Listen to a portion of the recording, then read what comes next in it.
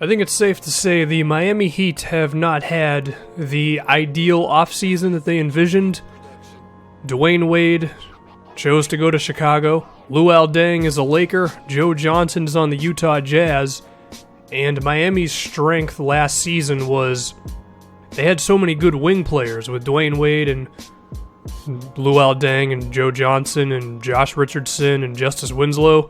And now 3 of those guys are gone, 3 veterans who knew how to win games, and I think it's going to be a tough time for Miami on the wing positions this year. It seems that their starting shooting guard is either going to be Josh Richardson, who was a nice shooter for them last year, and he had a little stretch there of putting up some double-digit games, but he didn't consistently put up like 15 points a game for Miami. Then there's also Dion Waiters, who was okay for OKC against Golden State for like the first 4 games.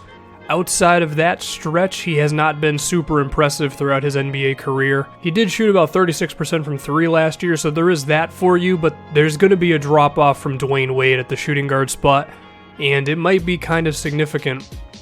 Now, your small forward position is probably Justice Winslow, who is a fantastic defensive player this early into his NBA career. He's really smart as well, doesn't make a lot of mistakes, grabs rebounds, makes the right pass, but I don't know how many points per game he's going to give you in his second year because he's pretty much a non-factor from 3. I don't know if he's going to be able to give you 15 points per game. He's definitely going to give you the defense and the athleticism though, so there is that for you, but it might be tough for Miami to score this season with those wings because Joe Johnson was huge. I mean, of course, Dwyane Wade's going to give you an efficient 20 points per game. Luol Deng can shoot from 3 and give you a solid like 12 or 13. I mean, is Josh Richardson going to make a huge jump this year and become a legitimate scorer for you? That's a lot to ask for of a guy who's, I believe, going into his second year in the NBA. Same thing as Justice Winslow. Now, there also is Chris Bosh, of course, and his health scares, I guess. If he can play and if he can be the Chris Bosh who can shoot from everywhere and post up and finish inside well and then be a quality defender on the other end, I think Miami is still going to make the playoffs because him and Hassan Whiteside together, that's a very good front court. And then also Goran Dragic having more of a responsibility with Dwyane Wade gone and being a guy who could be effective in the pick and roll and finishing inside and forcing the defense to commit to him when he drives past guys. I think Miami is still going to be a respectable team. Without Chris Bosh, I think it's going to be a tough ride for them getting to the postseason because then you're looking at Goran Dragic and Hassan Whiteside as guys who have played big minutes for them and done well. I mean, Winslow, he was playing a lot of minutes last year, but again, like, what's he going to give you offensively, especially when it comes to shooting? I think it's going to be a interesting season for the Miami Heat. There also is Tyler Johnson, who spent a majority of the season injured last year for Miami. He had some offensive moments for them when he was healthy. Didn't do much in the playoffs, but I mean, I think that's okay. I don't know. I think the Heat, they're going to have to really hope that either Josh Richardson, who was a good shooter last year, Tyler Johnson, Dion Waiters, or Justice Winslow really take off offensively.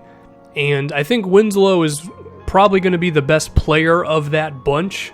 But for next season, I think Josh Richardson actually has the potential to put up the most points. Because you take a guy who's good from 3, you give him more minutes, it's kind of natural that he's going to hopefully give you about 14 or 15 points per game. Now, how effective can he be defensively as well as, Dwyane Wade was so smart and so good at driving inside and kind of being like a second ball handler for them. I don't know if Josh Richardson can do that, but I do think Miami still has a place for Goran Dragic pick and rolls with Chris Bosh and Hassan Whiteside. I mean, Hassan Whiteside might jump up to like 18 or 20 points per game or something this year if it's really required from them, because now that Dwyane Wade's gone, Dragic is going to have to pass the ball off to somebody, and I mean, Whiteside, I think he's ready to make a scoring jump. I realize he's like 25 or 26 years old, but I don't know, just looking at his responsibility, it's going to go up for this Miami team. And I mean, perfect scenario, let's say Chris Bosh is healthy, Josh Richardson gets to, 13, 14 points per game while shooting well from 3, Justice Winslow's respectable from 3. I think that's a team that can contend towards the middle portion of the Eastern Conference playoffs, maybe around 4 or 5. But if Bosh isn't healthy, if Winslow doesn't make a real big jump offensively, it's going to be tough. I could see Miami in that scenario finishing 7th, 8th, or maybe not making the playoffs at all. It's like they lost a lot of good players in this offseason, and they're going to rely on some young players to really step up, and that might be a little too much to ask for, but I don't know. It's going to be very interesting with Miami, and unfortunately, a decent amount of this is dependent on the health of Chris Bosh, which unfortunately is impossible to predict. I can give you my opinion on certain players. I can tell you what they could do X's and O's wise. I can't predict a guy's health, especially when Chris Bosh is the best player on your team. So I do still think Justice Winslow is going to be a hell of a player. I just don't know if it's going to happen next season, at least offensively. But that's going to do it. Shout outs to Hassan Whiteside and Eric Spoelstra.